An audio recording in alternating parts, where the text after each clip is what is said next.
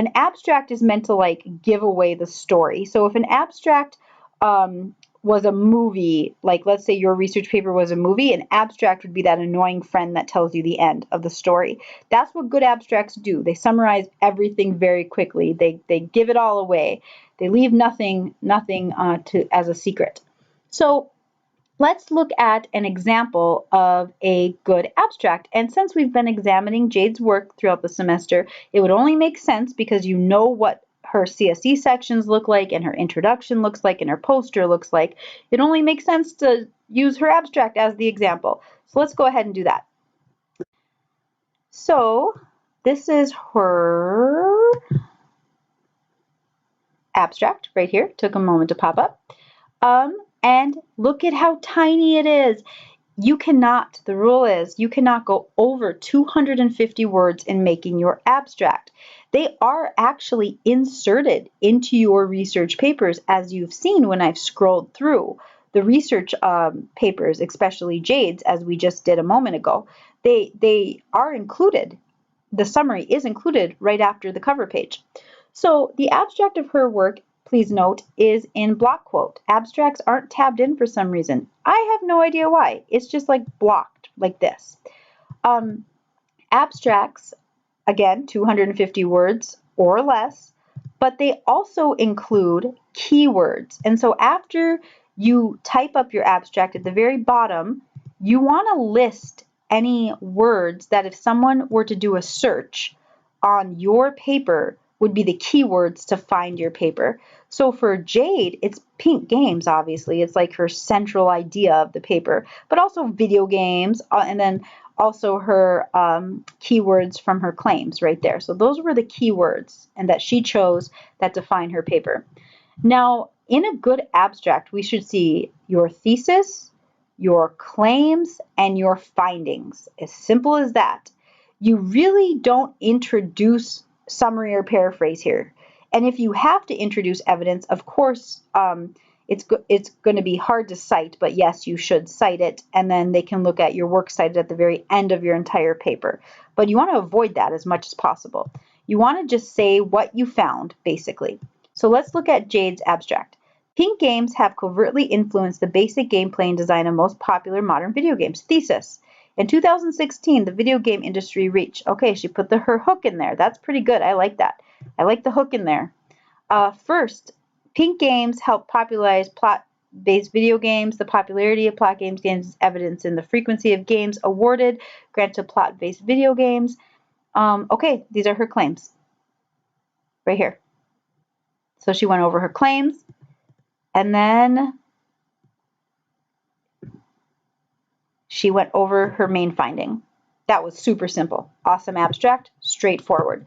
Okay, so now I want to show you then, if that is a student A abstract, I want to show you what a master's level abstract looks like so you know, just so you know. Notice it's not that much bigger. You want to keep these as brief as possible. So you've seen my commentary on peer review throughout the semester. I've used a few of my papers as the example just because I didn't have student examples to help fill in that. Again, I don't mean to be hubris in any way. So let's look at this abstract for the paper that talks about how face-to-face peer review is much better than computer peer review. So hoping to solve complications with face-to-face peer review, such as the need to meet at the same time and place, many institutions introduced computer-mediated systems that facilitated the peer review process. Okay, so that's basically, I didn't jump in right with my thesis or my hook. I just said, hey, online learning is on the rise. While several studies have noted the benefits of online peer review conducted through the use of computer-mediated systems, the process imposes limitations that inhibit high-level cognitive processing. I put my findings next. Those are my findings. In this paper, I will introduce the benefits of the traditional peer review process through an analysis of research studies. You have to have this. I'm saying here I did secondary research, not primary research, in order to come up with my findings. Now, Jade forgot that in the example we previously reviewed. You have to say if you did secondary or primary research. This is me telling my audience I did secondary research. This is me putting my findings, my actual results of what I found up front, and this is me saying why, like some background, why computer-mediated peer review came along in the first place. An analysis of outcomes from studies of computer-mediated peer review seems to indicate a communications barrier that likely inhibits cognitive development as envisioned by pioneers of peer review. So this is a bit of a reiteration. If I'm criticizing myself, I said this already. However, these studies show that the limitation of face-to-face communication offers benefits. So that's me saying I could be a little bit wrong.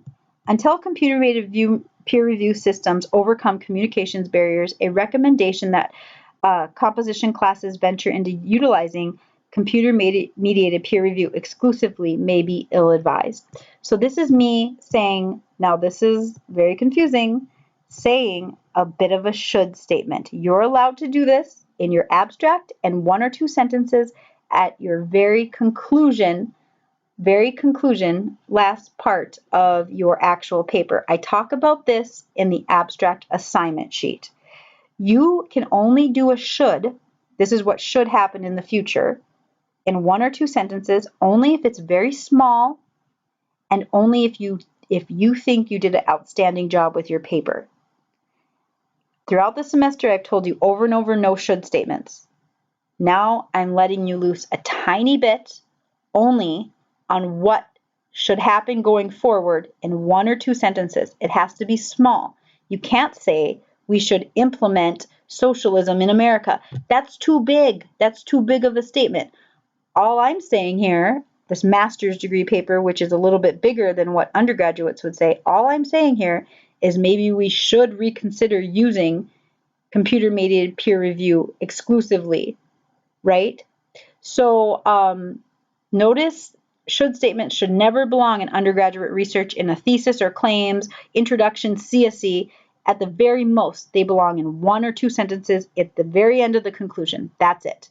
And maybe 1 sentence at the back of your abstract.